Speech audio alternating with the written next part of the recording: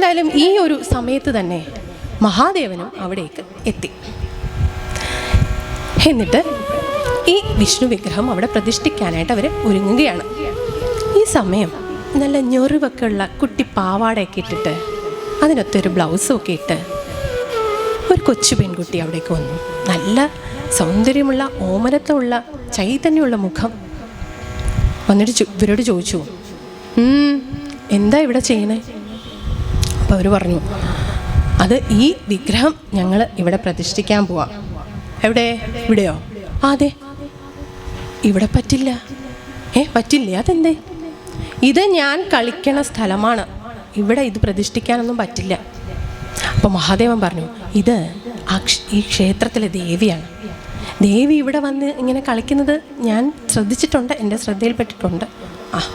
അപ്പോൾ സാക്ഷിയുമായി. ഇനിയിപ്പോൾ എന്താ ചെയ്യുക? ഇതാണല്ലോ ഉത്തമമായ സ്ഥലം. ഇപ്പോൾ ദേവിയോട് അപേക്ഷിക്കുക തന്നെ. അപ്പോൾ അപേക്ഷിച്ചു, ദേവി ഇത് ഈ ഒരു വിഗ്രഹം ഇവിടെ പ്രതിഷ്ഠിക്കാൻ അനുവദിക്കണം എന്ന് പറഞ്ഞു. അപ്പോൾ ദേവി പറഞ്ഞു, ശരി, ഒരു നിബന്ധനയുണ്ട്. എന്താണത്?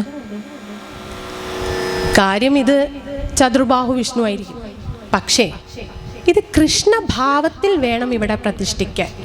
എനിക്ക് കളിക്കണം, എൻ്റെ കളിക്കൂട്ടുകാരനായിട്ടാണ് വേണ്ടത്.